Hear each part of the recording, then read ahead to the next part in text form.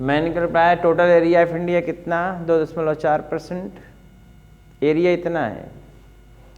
Total biodiversity of India 8.1%। फिर मैंने बताया ये ऐसा क्यों हुआ, क्योंकि found near the equator, equator नज़दीक पाया था इसलिए ऐसा है। In India 1 lakh species, 1 lakh species किसके हैं, प्लांट के खोजे गए हैं, और लगभग 3 लाख स्पीसीज किसके, एनिमल्स के। ठीक है, रॉबर्ट मे के अनुसार, रॉबर्ट मे के अनुसार 22%, 22% species have been discovered, remaining undiscovered, जो बचा हुआ अनडिस्कवर्ड है। ठीक है, इसका मतलब 78, अब 22% अगर निकाल दे तो पीछे बचेगा कितना, 78। उल्टा कर देगा, उल्टा करके पूछ दिया तो कहीं तो पढ़वे ना किए रहे, नहीं आपको दिमाग लगाना पड़ेगा वहाँ पे कि 78 कर दे तो मान लीजिए हाँ है, नॉट डिस्कवर्ड किया गया है। अब फिर आपने क्या देखा, 1.5 million species have been discovered in the globe. पूरे ग्लोब में कितने खोजे गए हैं, लगभग 1.5 मिलियन, 15 लाख, यही ना, 1.5 मिलियन कितना है, रॉबर्ट मे के अनुसार ये बातें बता रहा हूँ। कितने हैं, 7 मिलियन। तो 7 मिलियन में से कितने खोजे गए हैं, कि तभी इन लोग का नाम मिलत है, ना मिला ही तो उन लोग के, यो मिला तब का मुँह चौकता बनाए हो। ये देखो 7 million species have been found in globe, हो गया। हाँ बोलिए क्या परेशानी थी, जो आलू बैगन का भरता बनता है, हाँ तो वही चोखा कहते हैं इसी को, देहाती भाषा में और बढ़िया तरीके से बोलेंगे चोखा। इसका संधि विच्छेद कर लोगे तुमको संधि विच्छेद करना तो आता है। हाँ, मुँह चोखा मतलब बंदर, और उसका मतलब लमकुरवा बनार होता है।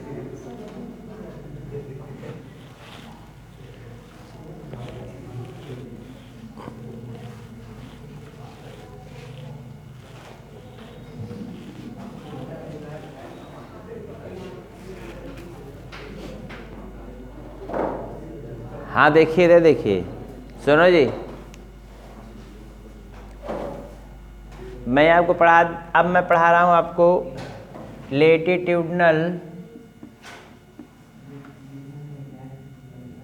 ग्रेडियंट।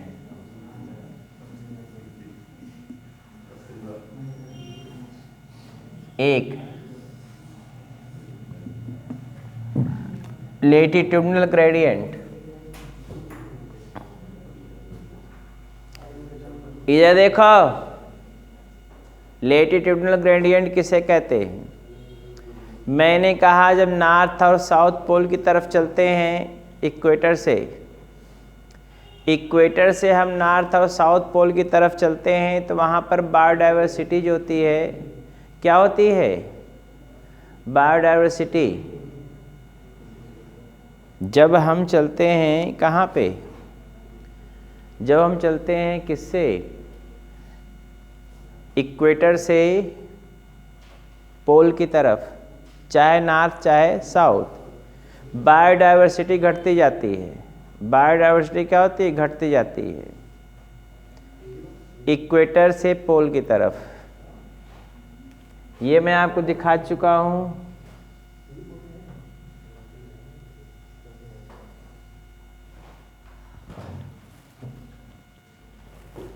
अब देखिए आप इसको,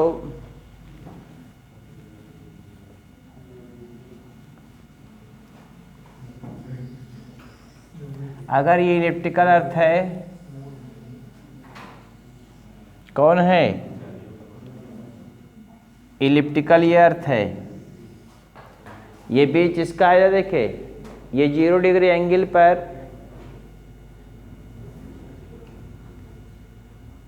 प्रदीप आ गया, आप आ गया जैसे, ये 0 डिग्री एंगल है, 23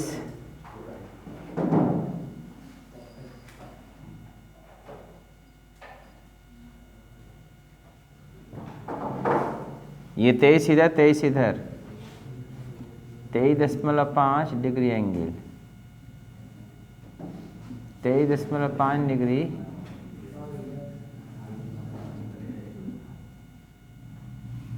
23.5 degree angle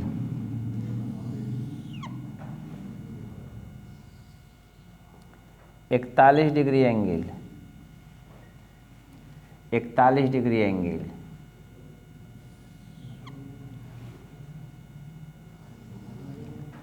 71 degree angle 71 degree angle हो गया। ये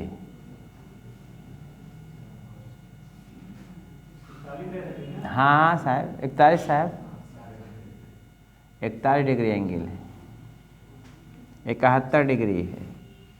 ये पोल है नॉर्थ पोल। ये कौन है साउथ पोल। ये इक्वेटर है।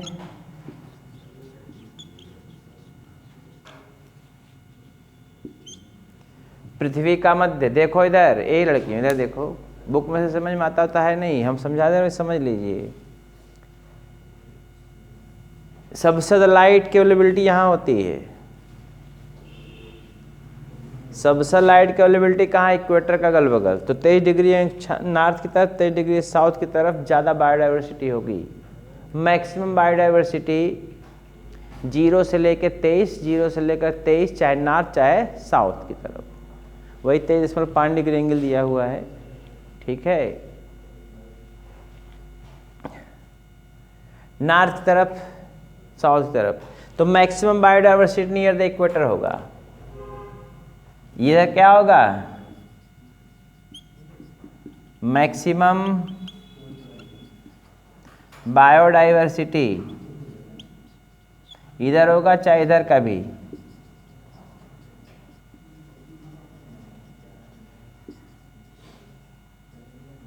Maximum biodiversity. फिर पीछे कोई बोल रहा लड़का, अभी कनपट्टी पार्क मारेंगे लड़ जियो सट से। मैक्सिमम बायोडाइवर्सिटी हो गया। फिर इसके बाद जैसे ऊपर चलेंगे नीचे चलेंगे और यहाँ पे लेस होगा, मैक्सिमम होगा, और यहाँ पे मिनिमम होगा। जैसे जैसे आप एक पोल की तरफ बढ़ते जाते हैं, जनसंख्या क्या होती जाती है? घटती जाती है। इसके पीछे कारण होता है, क्या होता है ये देखिए। नॉर्थ की तरफ देखेंगे तो यहाँ पे कौन है? कोलंबिया है। बुक में देखो दिया होगा। लगभग 1400 स्पीसीज बर्ड्स की हैं। देखो दिया है 23 डिग्री एंगल नॉर्थ की तरफ। देखो कोलंबिया दिया है। लैटिट्यूड ग्रेडियंट में देखिए, आप लोग पढ़ रहे हैं। फिर 41 डिग्री एंगल पर आपको दिखाया गया होगा,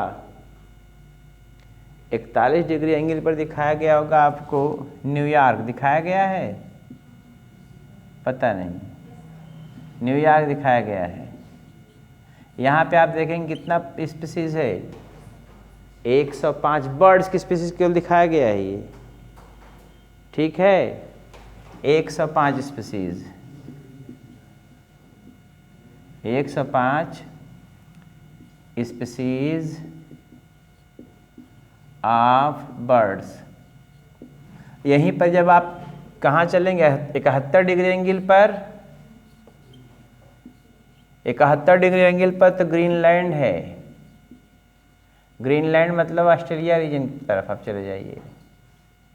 ग्रीनलैंड यहाँ पे देखिए 50 के ऊपर ज़्यादा नहीं हो सकते, 57, 58 जो भी हो, कितना है? 56 स्पीसीज ऑफ बर्ड्स। आप देखिए कंसेप्चुअल जो क्वेश्चन पूछेगा, ये देखिए किताब पढ़ेंगे आपको हवा लगेगी नहीं। अब मैं आपको 2-3 बार बता चुका हूँ, बताया नहीं आप लोगों को? एक बार तो आपको बता ही चुके हैं कम से कम। आप लोगों को भी समझ लीजिए, ये पृथ्वी का एल्टीट्यूड, पृथ्वी का लैटिट्यूडनल ग्रेडियंट है, नॉर्थ साउथ, समझ रहे हैं ना? इधर तरफ बर्फ रहेगा, इधर तरफ बर्फ रहेगा, बर्फ आच्छादित इधर है, उधर बहुत लीस्ट पाए जाते हैं, समझ रहे हैं ना? अब नॉर्थ पोल पे आइस है, यहाँ पे आइस है, ग्लेशियर्स, आइस ने कही ग्लेशियर्स है। मैंने कहा ये 0 डिग्री एंगल है इक्वेटर, इक्वेटर के इधर तरफ जाएंगे नॉर्थ की तरफ, इक्वेटर के साउथ की तरफ जाएंगे, दोनों तरफ क्या होगा? मैक्सिमम लाइट अवेलेबिलिटी होगी। इधर देखो मैक्सिमम लाइट अवेलेबिलिटी होगी, तो इसलिए बायोडाइवर्सिटी मैक्सिमम है। ग्लेशिएशन कम होगा, आइसली स्टेबिलिटी ज़्यादा होगी, समझ रहे हैं ना? तीसरी बात होती है लेस सीजनल होगा। क्या होगा? लेस सीजनल होगा, जिसकी वजह से पॉपुलेशन डाइवर्सिटी ज़्यादा होगी, बायोडाइवर्सिटी। बात समझ में? तीनों कारण पूछेगा आपसे, तीनों कारण बताना पड़ेगा आपका। तो मैंने कहा जब आप इधर से इधर भागते हैं, ये इधर से इधर जा रहे हैं या इधर से इधर आ रहे हैं, तो क्या होगा? बायोडाइवर्सिटी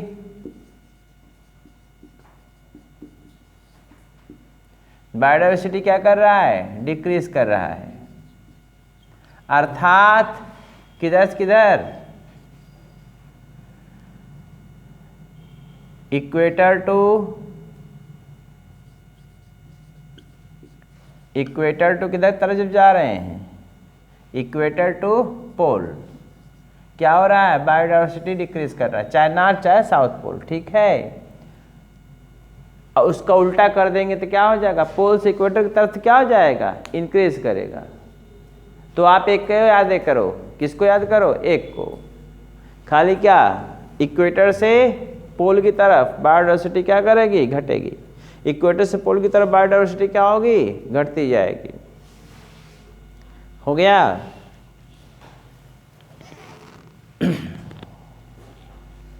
इरेज कर दें इसको। अब इक्वेटर से 23 degree angle north, 23 degree angle south की तरफ, 23.5 डिग्री कर लीजिए। ऊपर जाएंगे नीचे जाएंगे नॉर्थ या साउथ की तरफ, तो बायोडाइवर्सिटी क्या होगी? मैक्सिमम रहेगी। लेकिन जब और 0 से आप 41 डिग्री अक्षांश पे चले जाएंगे, चाहे नॉर्थ चाहे साउथ, तो क्या होगा? बायोडाइवर्सिटी क्या हो जाएगी? कम होने लगेगी। और ऊपर जाएंगे 71 डिग्री एंगल पर, तो बायोडाइवर्सिटी और कम हो जाएगी। और पोल पे जाएंगे तो एकदम ही कम हो जाएगी। बात समझे? इसलिए दिखाया है कोलंबिया कहाँ है?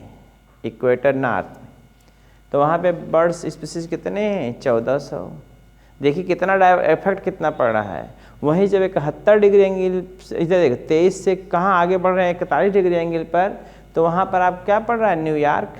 अरे बोलते नहीं यार, हाँ न्यूयॉर्क पड़ रहा है, वहाँ पे 105 स्पीसीज है।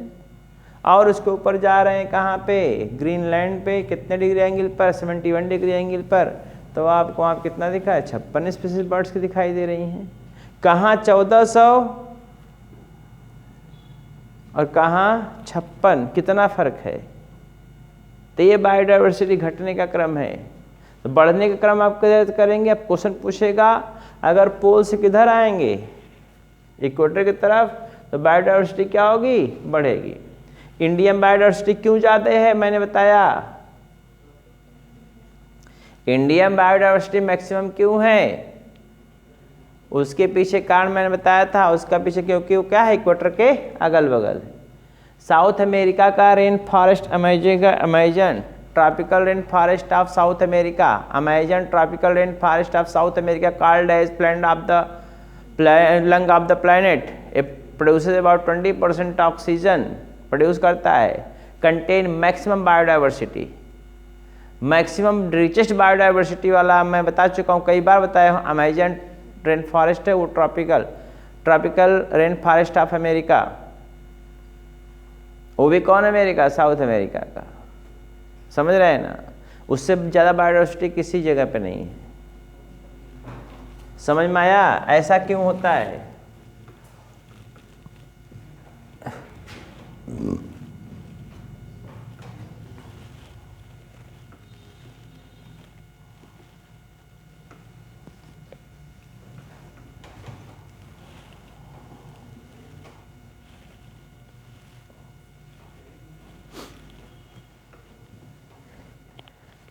मैक्सिमम बायोडाइवर्सिटी 2-3 पॉइंट लिखेंगे।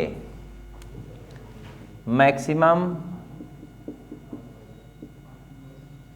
Biodiversity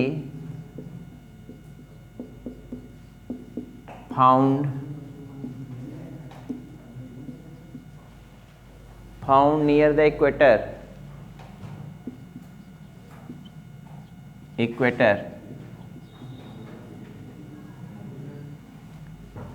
Why minimum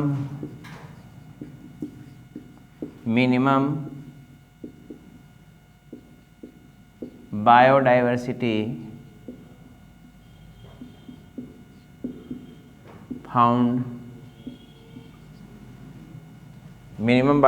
found at the pole।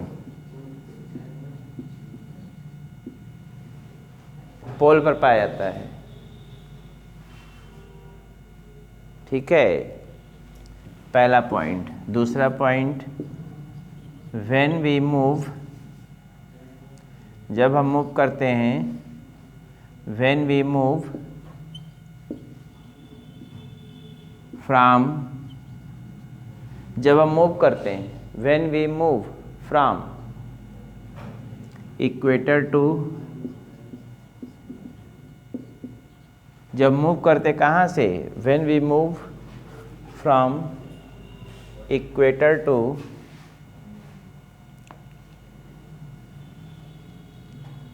जब हम मूव करते हैं इक्वेटर्स किधर की तरफ, equator to pole, biodiversity decreases, biodiversity decreases.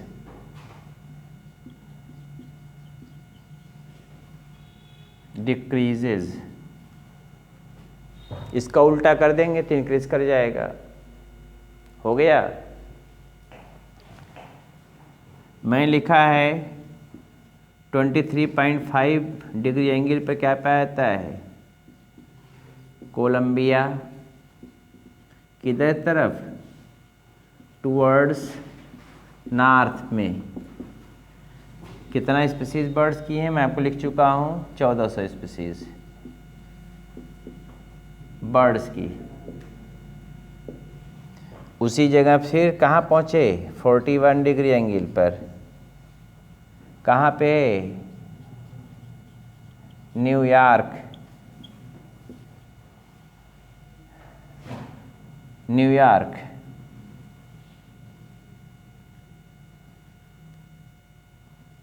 Away from equator 105 species, सब लिख चुके हैं वहाँ पे, ऑफ बर्ड्स। तीसरी तरफ आप जाएंगे, तीसरा पॉइंट, जब हम चलते हैं कहाँ पे, 71 डिग्री एंगल पर, मोर अवे फ्रॉम इक्वेटर, तो क्या मिलेगा, 56 स्पीसीज ऑफ बर्ड्स। ऐसे ढेर सारा डाटा दिया हुआ, तो डाटा बहुत ज़्यादा याद करने के चक्कर में पड़ते हैं, आप देख लीजिएगा उसको डाटा।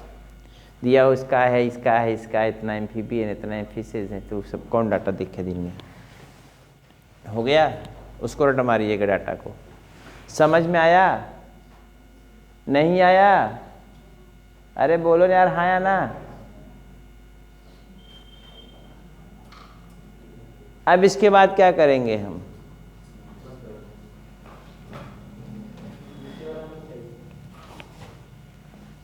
इसके बाद आप देखते हैं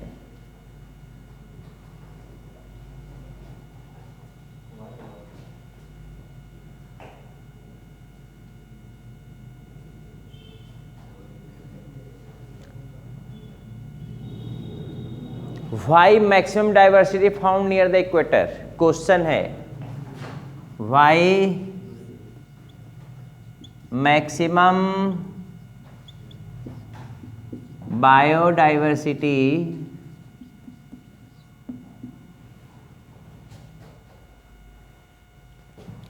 फाउंड नियर द इक्वेटर।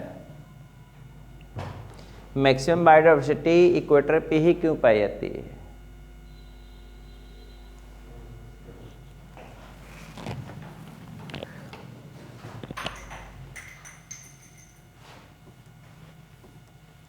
कारण सब बता चुके हैं आपको हम। हो गया है?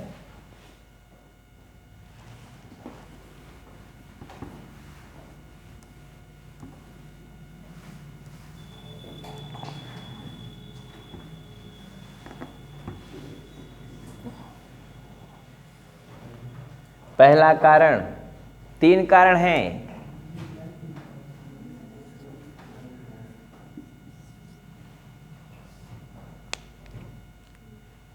हाँ देखिए, देखो इधर 3 कारण है इसके। पहला कारण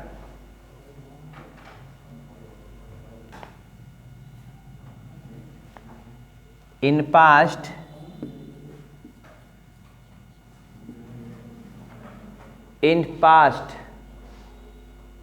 समय में, in past much glaciation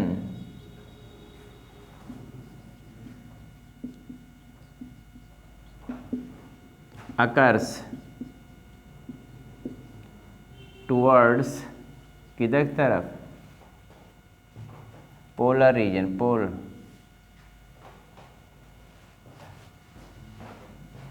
towards pole.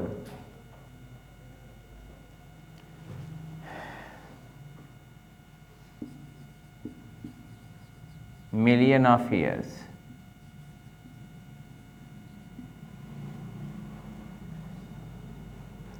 Glaciation बहुत ज़्यादा होता था पोल की तरफ, million of years, hence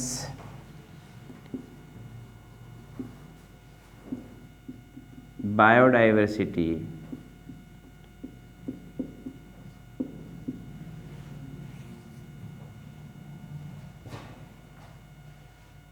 becomes minimum।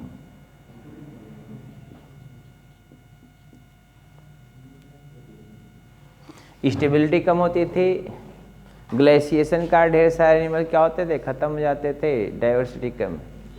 दूसरा point,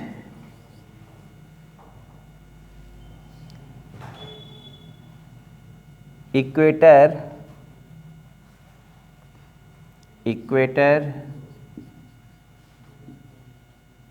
is less seasonal,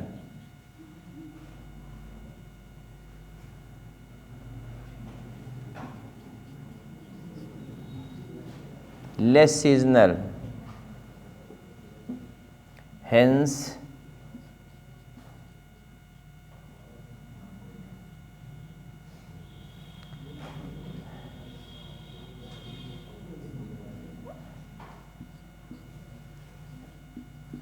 stability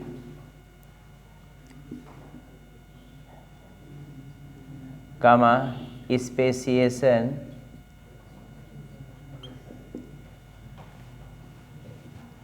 more occurs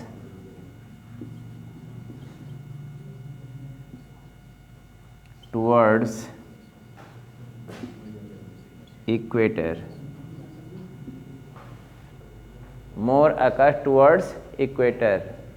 हाँ सुनिए, तीसरा पॉइंट जो था much light availability, much light availability,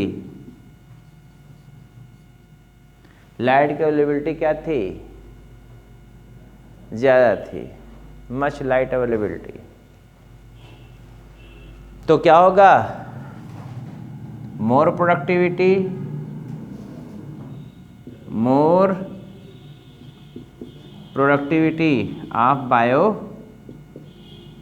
अरे भाई जब लाइट ज़्यादा पड़ेगी तो बायोमास का प्रोडक्शन ज़्यादा होगा ना, बायोमास का प्रोडक्शन ज़्यादा होगा तो क्या होगा? बायोडाइवर्सिटी ज़्यादा होगी। हेंस बायोडाइवर्सिटी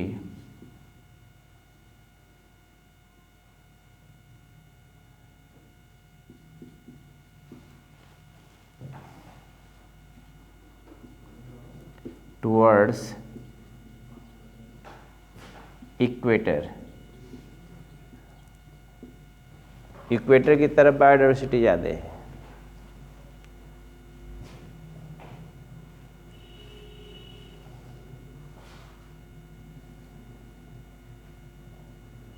यही कारण है।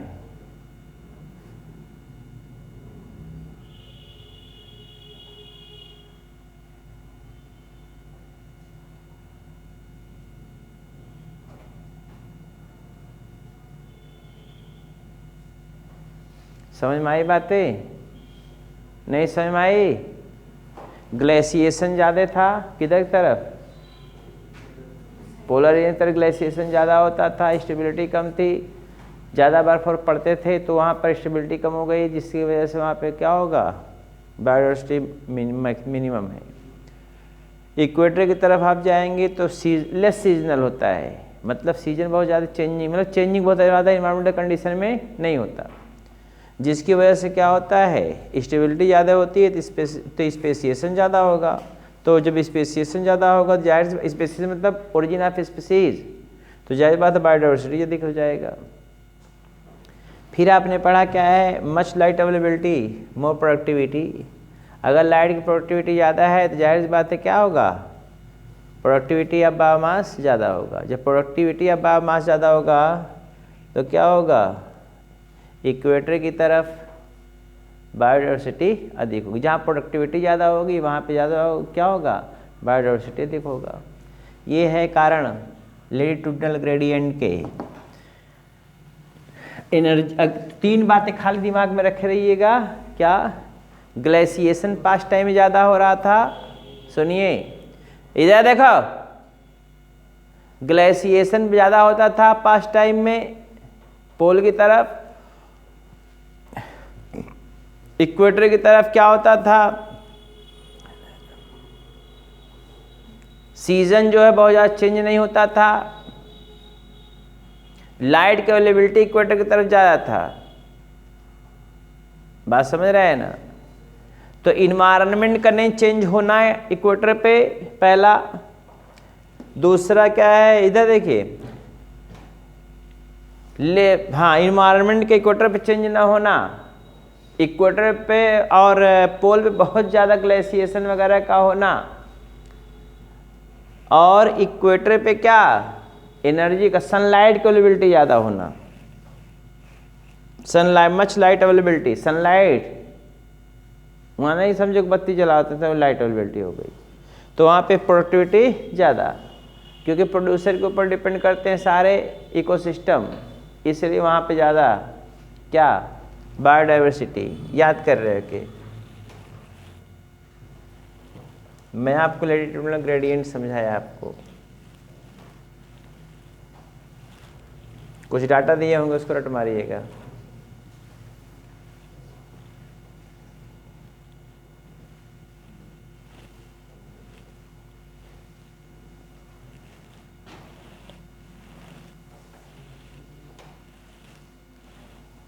दूसरा है species area relationship.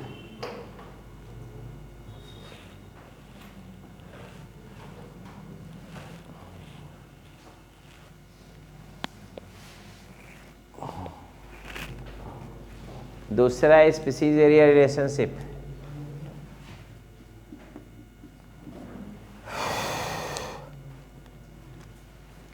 Species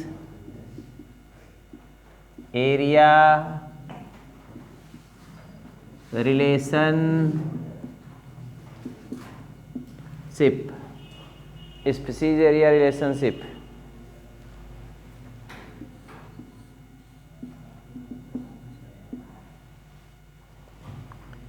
according to Alexander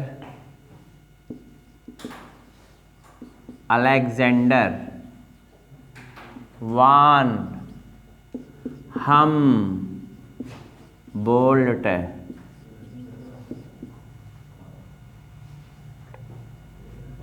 Alexander van Humboldt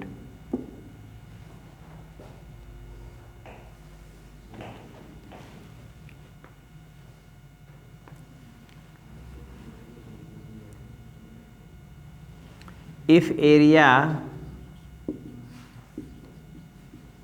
increases,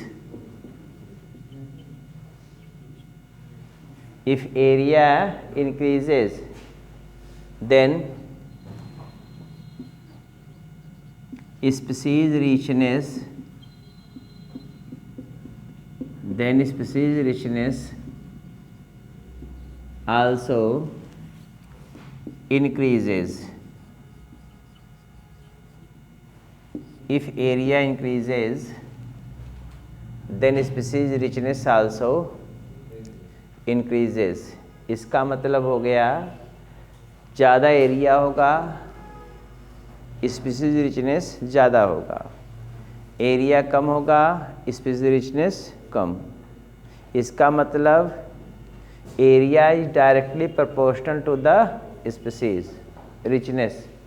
नहीं समझ में आई बात?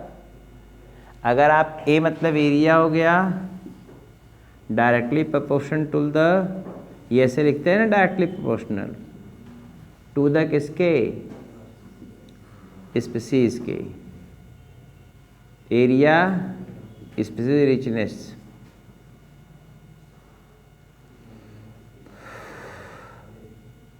अगर इसमें आप देखते हैं, सुनिए, अगर इसका ग्राफ देखते हैं, ग्राफ दिखा दे रहे हैं पहले, उसके बाद कुछ और लिख देंगे, 2-3 पॉइंट 4 पॉइंट। देखिए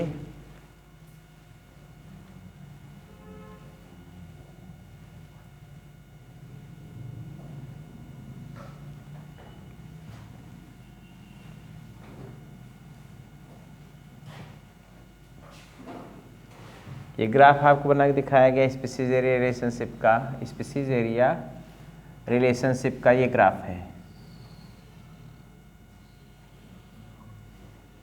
अगर आप वैसे देखेंगे तो ये हो गया लॉग से, अगर ऐसे देखेंगे तो ये हो गया।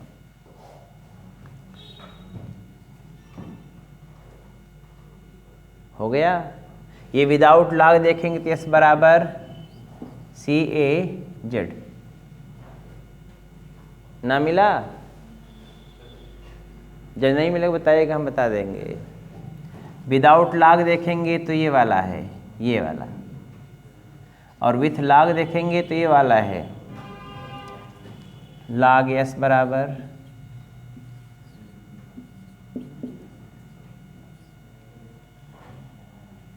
C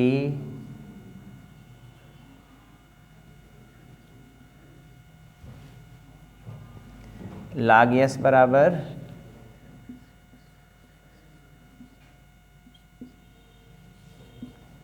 Z log A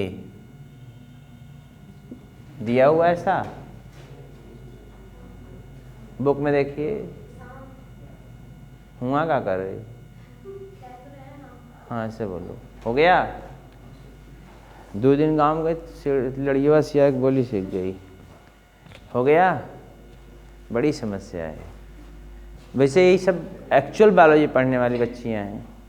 गांव में जाओ तो लड़ीवा की सियाग बोली सीख के आओ, लोमड़ी की बोली सीख के आओ, मोर की बोली सीख के आओ, कौआ की बोली सीख के आओ, या देखो। और सिटी में रहो तो खाली बानर की बोली सीखो। यहाँ बंदर बहुत रहते हैं, कुछ टंकियाँ में खुद नहाते हैं। टंकिया के ऊपर वाला ढक्कन खोल लेंगे, ढक्कन खोल के उसमें कूदेंगे, वहीं लैट्रिन करके कुल चले आएंगे एकदम से। यूरिन डिस्चार्ज कर देंगे, नहा देगा, फिर टंकी खोल दें और सब वही टंकी से नहाएगा धोएगा।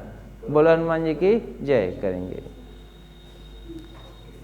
बड़ी समस्या है। अब बताइए, इधर आपकी बुक में दिया होगा, इधर कौन है? एरिया। इधर क्या दिखाया हुआ है? Species richness.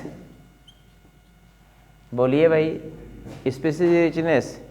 इधर देखिए, हमारी तरफ देखिए, हमारे इधर देखो, एरिया आप बढ़ाते जाएंगे, स्पीसीज रिचनेस बढ़ता जाएगा। एरिया आप बढ़ाते जाएंगे, स्पीसीज रिचनेस बढ़ता जाएगा लाख के टर्म में। विदाउट लाख देखेंगे तो भी, अब यहाँ देखो ये बढ़ता चला जा रहा है। अब जरा ध्यान दीजिए, आप कहेंगे सर जी आप लेनी अब काहे नहीं खींचे? जीरो से शुरू है नहीं होगा, ना तो जीरो से एरिया शुरू होता, ना जीरो से कौन स्पीसीज शुरू होगा। इसलिए हमेशा इधर देखे, इसको यहाँ दूर से चालू करते हैं, 0 पॉइंट्स हटा करके। देख लियो, नहीं समझे? न जीरो से एरिया चालू होगा, न जीरो से स्पीसीज। जीरो से एरिया चालू भी कर सकते, स्पीसीज कहाँ से चालू करेंगे? जब एक स्पीसीज है ही नहीं तो स्पीसीज चालू कहाँ से करेंगे? इसलिए कुछ स्पीसीज को दिखाना पड़ता है पहले। तो यस बराबर, यस बराबर स्पीसीज रिचनेस, यस बराबर एरिया, सी बराबर, अरे ऊपर नीचे कहीं लिखता है, उससे क्या परेशानी है? सॉरी, ए बराबर एरिया हो गया, सी बराबर ये, सी बराबर वाई इंटरसेप्ट ना दिया है, इंटरसेप्ट,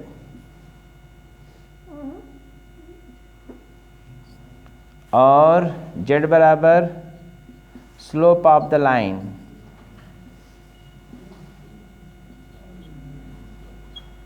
इसको बोलते हैं रिग्रेशन कोएफिशिएंट।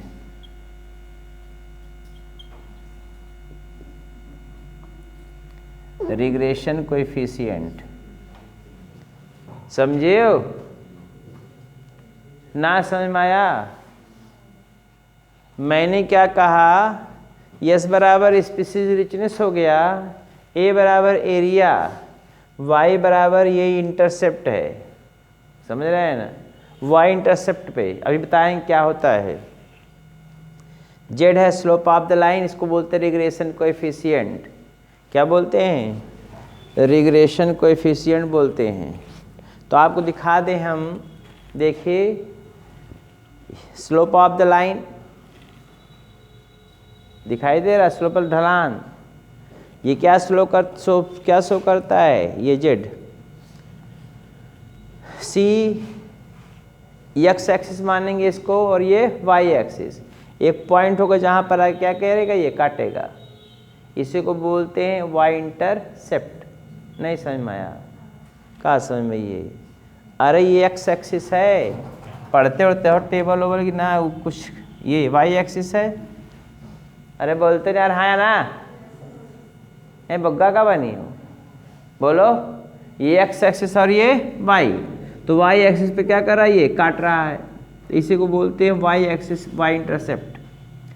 और मैं आपको बता रहा था इसमें स्लोप ऑफ द लाइन, ये स्लोप ऑफ द ढलान है, इसको बोलते हैं रिग्रेशन कोएफिशिएंट।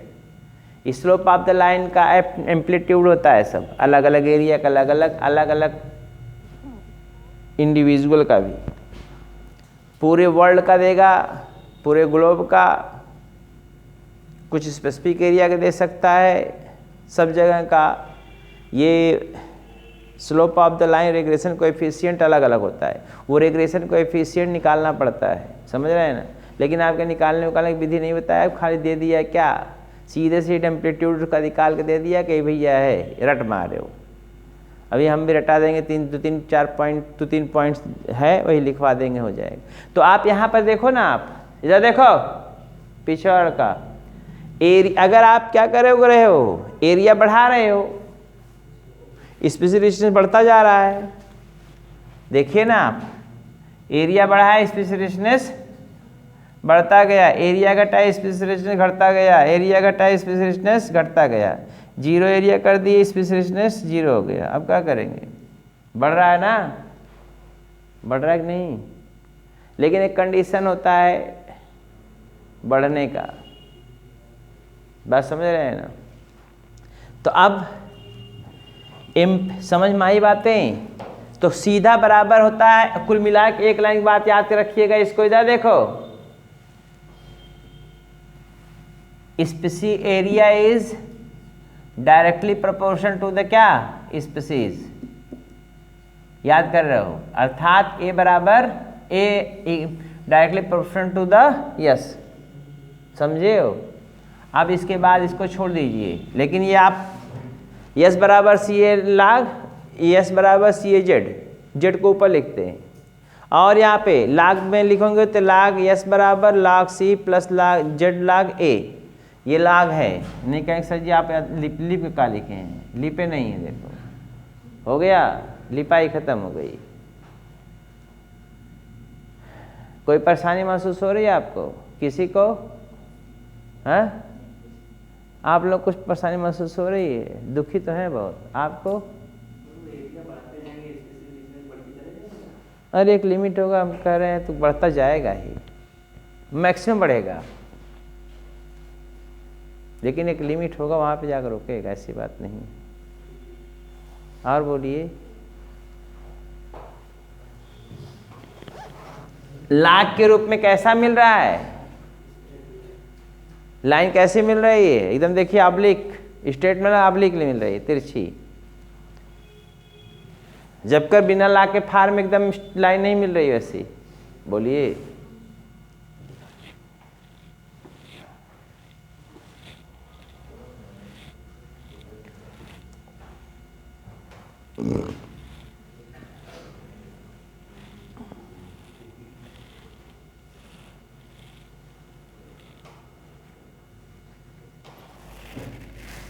एम्पलीट्यूड ऑफ जे, इधर देखो ए लड़कियों, एम्पलीट्यूड ऑफ जे देखेंगे अगर आप, एम्पलीट्यूड,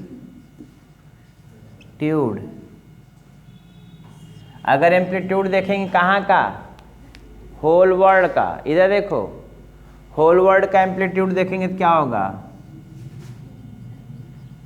होल वर्ल्ड का नीचे देखे तो आपको मिलेगा होल वर्ल्ड का एम्पलीट्यूड ऑफ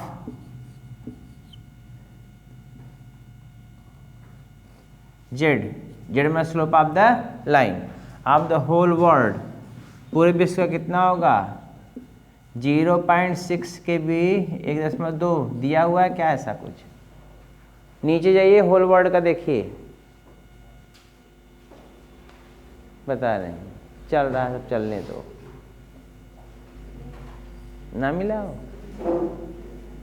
देख लो, होल वर्ल्ड का है ये।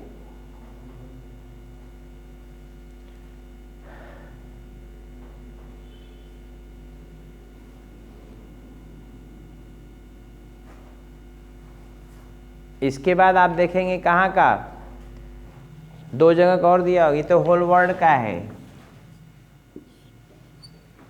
एक दो जगह का और एम्पलीट्यूड दिया, उसको रटना पड़ेगा, बोल दीजिए, उसको लिख दें, मोलस्क का और हैं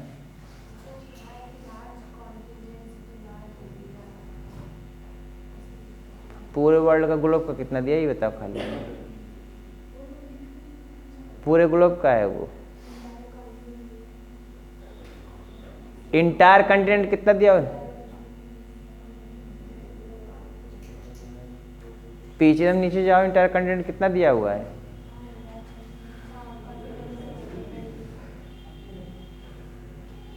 लार्ज एरिया कितना दिया हुआ है? ये लार्ज एरिया दिया होगा,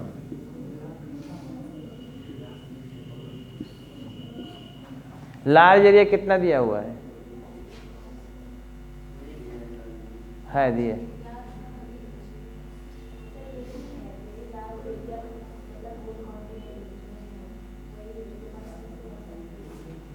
अच्छा, और किसका दिया हो? तो 3 ठोर दिया होगा, नाम बोलो किसका?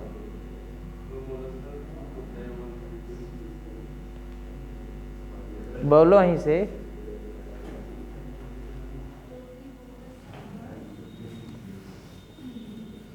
दूसरा जो दिया हुआ है किसका दिया हुआ है? हाँ, धीरे धीरे से धीरे से धीरे से बोलो। हाँ हाँ, कैलिफोर्निया का, हाँ हाँ, बर्ड्स ऑफ कैलिफोर्निया, धीरे धीरे बोलो यार। बर्ड्स ऑफ कैलिफोर्निया और मोलस्कन्स ऑफ न्यूयॉर्क।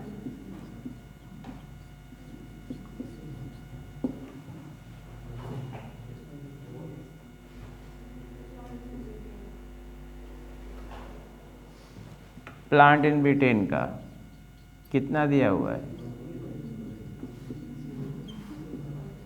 कितना दिया हुआ, कहाँ एम्पलीट्यूड इसका? 0.1 to 0.2, 0.1 to 0.2। एक और दिया होगा, 3 तो दिया है, एक किसी का और दिया होगा।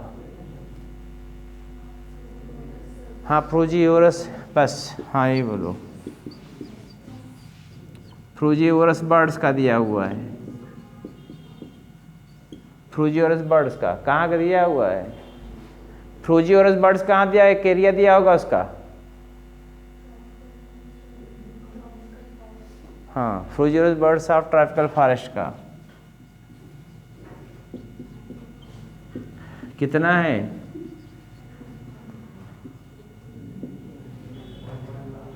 कितना है? Frugivorous birds, tropical birds plus mammals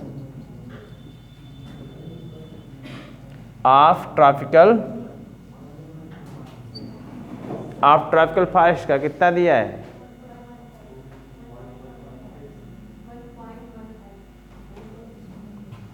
1.15। ये 3 चीज याद कर लीजिए, ये रटन विद्या है, ये रटन विद्या है, रटिए इसका एम्पलीट्यूड। ए सुनो, एम्पलीट्यूड दिया हुआ जेड लाइन का होल वर्ड का कितना होगा? 0 पॉइंट, मतलब होल वर्ड मतलब इंटायर कंटिनेंट का, इंटायर कंटिनेंट, लार्ज एरिया कह सकते हैं आप, ये लार्ज एरिया है। कितना हो गया? 0.6 to 1.2। ठीक है, इधर देखिए, पूरे कंटिनेंट का अगर देखेंगे तो 0.6 to 1.2 है। और अगर आप किसका देखेंगे, birds of California, molluscans of New York, plant Britain का, तो 0.1 to 0.2 दिया हुआ है। ठीक है, और ये क्योंकि सब रटन विद्या है, फ्रूजीवोरस बर्ड्स में देखेंगे और मैमल्स का देखेंगे तो कितना आएगा? 1.15। ये एम्पलीट्यूड है जेड लाइन का, जेड वैल्यू का, समझ रहे हैं ना? तो इसको आपको रटना पड़ेगा, समझ रहे हैं ना? ये दिखा रहा है आपका स्पीसीज एरिया रिलेशनशिप, बात समझे? स्पीसीज एरिया रिलेशनशिप ये बता रहा है आपको, इसको याद कर रहिएगा। होल इंटायर कंटिनेंट का 0.6 से 1.2 मतलब 6 से 12 है, दशमलव लगा दीजिएगा, यही ना। बर्ड्स ऑफ कैलिफोर्निया है, मोलस्कन्स ऑफ न्यूयॉर्क है, plant of Britain 0.1 to 0.2, frugivorous birds of और मैमल्स का ऑफ ट्रॉपिकल फॉरेस्ट का कितना है 1.15। समझ रहे हैं ना, ये एम्पलीट्यूड है जेड वैल्यू का। अब इसके बाद जो पढ़ना है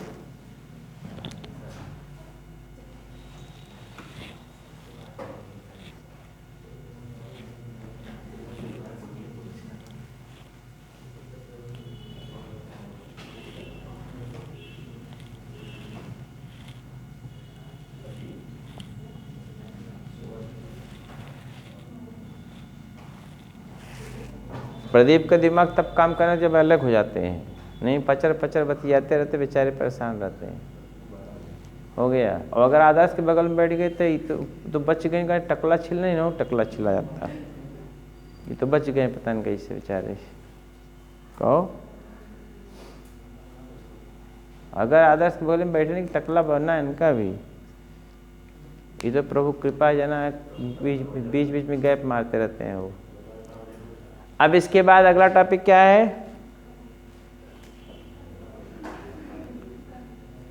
नहीं अभी तो पढ़ाना है, अभी कहाँ अटकल होगा। इसके बाद एक हेडिंग होगा, एक हेड, हाँ, द इम्पॉर्टेंस ऑफ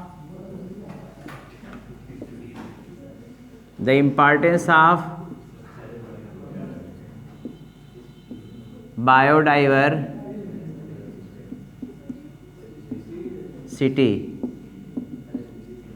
बायोडाइवर्सिटी का क्या इंपॉर्टेंस है, बायोडाइवर्सिटी क्या इंपॉर्टेंस है, अब जरा ध्यान से सुन लीजिए फिर जाइए, हमें कोई आपत्ति नहीं है। बायोडाइवर्सिटी का इंपॉर्टेंस बहरहाल कल ही पढ़ाएंगे, क्योंकि बिना क्लू बनाए समझ में आएगा नहीं।